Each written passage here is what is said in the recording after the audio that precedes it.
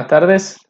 En este video hablaremos acerca de los sistemas mecánicos rotacionales. Aquí, al igual que los sistemas traslacionales, se tienen tres elementos. Pero mientras en los sistemas traslacionales se aplicaba una fuerza con el objetivo de mover el objeto, de trasladarlo, en los sistemas rotacionales lo que hacemos es aplicar un torque con el fin de hacer girar un cuerpo alrededor de un eje fijo. Entonces, aquí como podemos ver, tenemos tres elementos en este sistema. Tenemos un resorte, bueno, realmente se conoce como un resorte torsional, mientras en el traslacional se le conoce como resorte. Aquí se conoce como un resorte torsional. El amortiguador también es un amortiguador torsional. Y en vez de la masa, teníamos la masa en el sistema traslacional, aquí hablamos acerca de una inercia del cuerpo. Entonces, mientras en la masa, mientras en el traslacional teníamos un torque, por ejemplo, en el resorte, debido al desplazamiento, aquí es proporcional al movimiento angular, al desplazamiento angular, a teta radianes. Y también ocurre con el amortiguador viscoso. En el amortiguador viscoso teníamos, en el caso del traslacional, teníamos que era directamente proporcional la fuerza, era directamente proporcional a la velocidad. Aquí también es directamente proporcional a la velocidad, pero a la velocidad rotacional, a la velocidad en radianes por segundo. Y lo mismo teníamos en el caso del traslacional, teníamos masa por aceleración, era la sumatoria de fuerzas. Aquí tenemos inercia por aceleración angular. Como podemos ver, las impedancias son iguales. Tenemos K para el resorte, D por S para el amortiguador rotacional y J por S cuadrado para la inercia. Entonces, ¿cómo funcionan estos cuerpos? Básicamente los sistemas rotacionales se tienen en una cantidad de aplicaciones. Por ejemplo, cuando trabajamos con brazos robóticos, ahí estamos trabajando con unos torques que aplicamos con el fin de poder tener unos desplazamientos articulares, es decir, desplazamientos angulares. Aquí, por ejemplo, tenemos este sistema. Este es un sistema en el cual podría simularse a lo que es una viga. Imaginemos que tenemos una viga, por ejemplo, tenemos algo de este tamaño, una viga grande, y aquí tenemos unos cojinetes. ¿Qué ocurre? Cuando nosotros aplicamos un torque alrededor de esta viga, supongamos que aplicamos un torque acá, cuando esto gira, aquí se va a tener una fricción alrededor de estos cojinetes. Y si la viga es lo suficientemente larga, cuando las vigas son muy largas, esto se puede tener por secciones de inercia. Por ejemplo, aquí en esta región puede haber una inercia J1, en esta otra región puede haber una inercia J2, debido a que los desplazamientos posiblemente sean diferentes en ciertas áreas de esta viga. Por ejemplo, aquí puede tener un ángulo θ1, pero aquí puede tener una variación angular θ2. ¿Cómo se modela este tipo de sistemas? Se modela de esta forma. Es como la viga es muy grande, se puede modelar por dos secciones de inercias que corresponden a las masas de nuestro sistema. Aquí tendríamos, por ejemplo, en estos cojinetes tendríamos nuestros coeficientes de fricción. Aquí tenemos nuestro coeficiente de fricción debido al contacto. Y aquí también podríamos tener otro coeficiente de fricción. Puede ser diferente o puede ser igual dependiendo de la estructura de estos cojinetes, del material. Y esto puede modelarse de esta forma. Yo tengo un coeficiente viscoso, un amortiguador,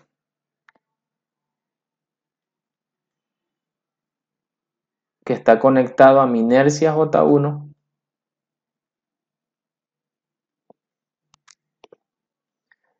aquí, debido como hay un cambio de ángulo, si no hubiera un cambio de ángulo, se tendría solo una J. pero debido a que la barra es muy grande, es posible que el desplazamiento acá sea ligeramente diferente al desplazamiento acá. Entonces se puede considerar que aquí hay un resorte en el medio que genera un cambio de ángulo en el sistema y sería como tener algo así por el estilo. Y esto iría conectado a lo que es una inercia J2, perdón, un amortiguador viscoso J2. Y nosotros aplicamos sobre aplicamos un torque. Aquí hay un ángulo y aquí hay otro ángulo. Precisamente hay un ángulo diferente entre ambos porque aquí hay un resorte que hace que los ángulos sean diferentes. Si no hubiera un resorte, los ángulos serían completamente iguales. Y al final mi inercia va a ser realmente la suma de las dos J1 más J2. ¿Cómo se modelan estos sistemas? Estos sistemas se modelan completamente igual a los sistemas masa-resorte. Que lo que hacemos es un diagrama de cuerpo libre. Por ejemplo, aquí tenemos dos cuerpos, ¿no? Una inercia 1 y una inercia 2. Entonces, el cuerpo J1 o inercia 1 lo podríamos modelar de esta forma. Aquí podríamos ver, por ejemplo, tenemos la masa por la aceleración, en este caso va a ser la inercia por la aceleración, va a ser igual a la sumatoria de torques. Aquí tendría el torque T y estos se oponen al movimiento. Estos torques, estos elementos, el viscoso y el resorte, al igual que en el traslacional, se oponen al movimiento. Entonces tendríamos entonces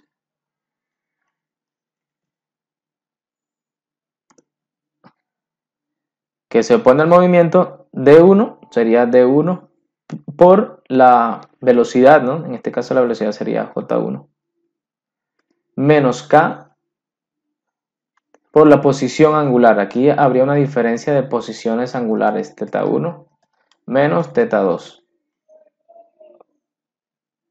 Y esto sería para el cuerpo 1. Ahora, para el cuerpo 2, tendríamos que sería la inercia por la aceleración, pero ¿quiénes se oponen al movimiento? Tanto este como este se oponen al movimiento. Tendríamos menos K por la diferencia de posición angular. Aquí ya como estoy en el cuerpo 2 sería θ2 menos θ1 menos este componente de viscoso que sería D2 por θ2 punto, ¿sí? Aquí ya tendríamos nuestras dos ecuaciones de este sistema. Ahora, ¿qué haríamos? Aplicamos transformada de Laplace. Vamos a hacerlo con condiciones iniciales 0.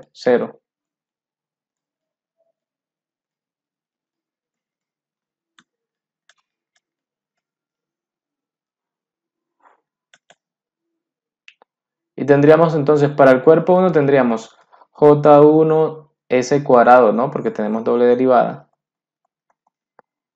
TS menos D1S por θ1 menos K T1 menos θ2, ¿sí? θ1S, ¿no? Aquí esto es en el dominio de la frecuencia para que se sepa qué es. Y para el otro tendríamos J2S cuadrado, porque tenemos doble derivada, θ2S va a ser igual a menos K por θ2S menos θ1 menos D2, como tengo primera derivada sería S θ2, ¿vale? Aquí haremos lo mismo, aplicaremos la regla de Kramer, es completamente igual como podemos ver. Ya la cosa se complica un poco cuando para el caso de los rotacionales se agrega lo que son los engranajes, que son muy necesarios en todo tipo de sistema rotacional, pero ya eso es un cuento que veremos después. Entonces comenzamos a despejar la primera ecuación, digamos que aquí tenemos ecuación 1, ecuación 2, vamos a ver aquí la ecuación 1 cómo nos quedaría, sería J1S cuadrado, voy a a pasar todo hacia la izquierda, excepto las entradas, más de 1S, ¿no? De 1S. ¿Quién tiene teta 1? Este también, más K. Todo por teta 1S. Ahora, ¿quiénes tienen teta 2? Solo este. Menos por menos más, pero pasa al otro lado negativo. Menos K por teta 2S. Igual a TS. La segunda ecuación nos quedará similar.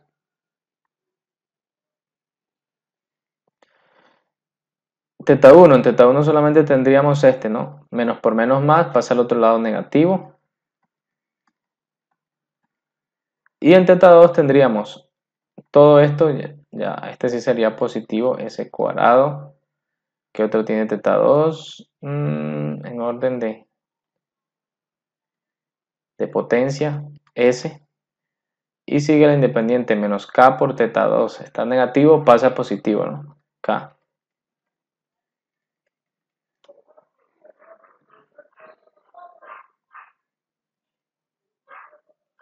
Y aquí ya podemos ver que vamos a tener esta matriz, ¿no?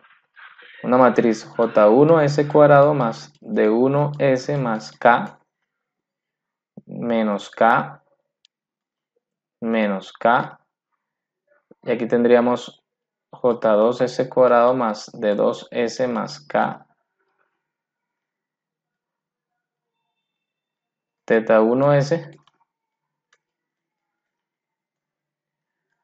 igual a TS0, ¿no?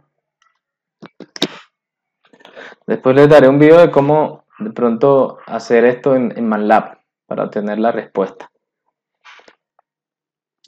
Ahora, ¿qué podemos hacer aquí? Necesitamos el determinante siempre, necesitaremos el determinante general del sistema. ¿Cuál va a ser el determinante? El determinante de todo esto, ¿no? Va a ser J1S cuadrado, la multiplicación de las diagonales, menos este por este, menos K por menos K, K al cuadrado. Cuidado con el signo, que el menos va bien porque aquí se cancela, pero recordemos el concepto de determinante debe ir con un menos. Ahora sí, ya tengo el determinante, ahora puedo obtener la función de transferencia que yo quiera. Por ejemplo, cómo se comporta la posición angular con respecto a la entrada. Bueno, todavía no, primero voy a despejar teta 1 y va a ser esto. Como es el primer elemento, cambio la primera columna que es esta y le coloco esta columna de entrada, o sea que voy a tener TS0 y esto se queda igual, menos K y todo esto queda igual JS cuadrado más D2S. Vamos a quitar esto de acá más K, ¿sí? Ahora si multiplico quedaría este por este. Aquí puedo ver que ya tengo mi función de transferencia. ¿Cuál va a ser la función de transferencia de este sistema? Este, ¿no? J2 S cuadrado más D2S más K y sobre el determinante que es todo esto. Esta sería mi función de transferencia de la entrada T con respecto al ángulo θ1. Es decir, es como si yo creara un bloque en el cual tengo aquí mi entrada, que es el torque, y tengo una función de transferencia. Llamémoslo G1 porque igual ahorita calcularemos la otra. Yo requeriría esto para diseñar un controlador. Esa función de transferencia es muy útil. Si voy a controlar el ángulo, por ejemplo, en un robot, y tengo esta función de transferencia, me va a ser demasiado útil porque esa es la información del modelo que yo necesitaría dependiendo de la variable que yo voy a controlar. Por ejemplo, en el caso de ustedes que van a controlar en su proyecto de la materia que es control de velocidad, aquí podemos hacerlo. Supongamos que yo voy a controlar es la velocidad de θ1. ¿Cuál es la velocidad de θ1? Omega 1, ¿no? Recordemos que la velocidad angular es la derivada de esa variable, ¿no? En Laplace, ¿qué sería? En Laplace tendríamos que omega 1 de s va a ser s por teta 1 de s. Recordemos que que derivar es multiplicar por s, ¿no? Entonces, si tengo esta función de transferencia, ¿cómo paso a obtener esta función de transferencia? Es decir, quiero controlar es la velocidad. ¿Cómo lo hago? Es sencillo, sería esto. Puedo despejar de aquí teta 1, ¿no? Despejemos de aquí teta 1. Como me interesa es omega, teta 1 va a ser 1 sobre s omega, ¿no? Y reemplazo acá entonces en esta función de transferencia, entonces esto es sobre s,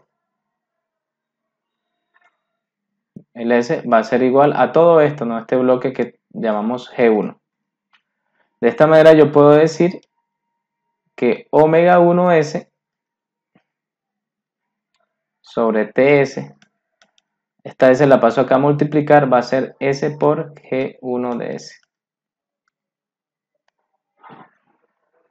¿Qué podemos decir aquí? Si yo quiero controlar velocidad en motor, si yo quiero controlar velocidad en un motor o en un robot y tengo la función de transferencia de la posición, entonces simplemente es tomar esa misma función de transferencia y multiplicarla por s.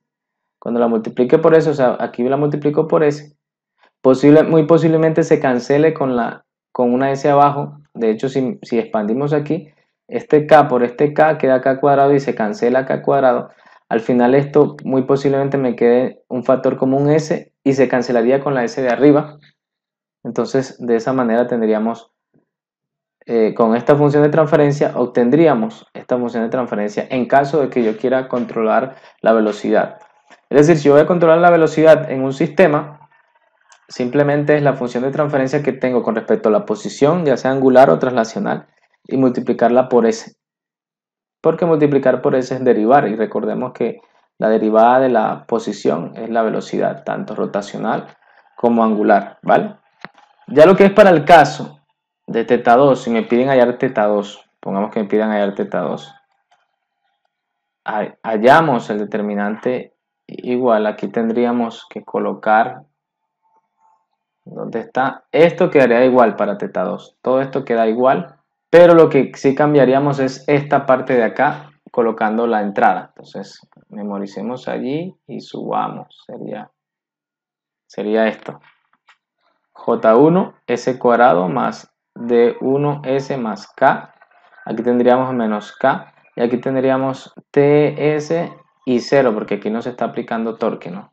Bueno, después lo haremos con dos entradas. Si aplico dos torques en el rotacional o si aplico dos fuerzas en el traslacional. Esto nos daría, esto por esto 0 y nos daría menos K por TS. O sea, que esto va a ser teta 2 sobre ts, la función de transferencia va a ser menos k. Esto sería j1 s cuadrado más d1s más k por j2 s cuadrado más d2s más k menos k cuadrado. ¿Qué ejercicio podemos hacer? Vamos a simular estos diagramas de bloque. Háganlo. Estos dos diagramas de bloque, si tengo el torque con respecto, digamos que esto es G2, y si tengo el torque con respecto a que saldría en teta 2, miremos esas dos posiciones. No, mejor no, miremos la velocidad. La velocidad sería multiplicar por s. Esto nos va a dar algo interesante. Multiplicar por s.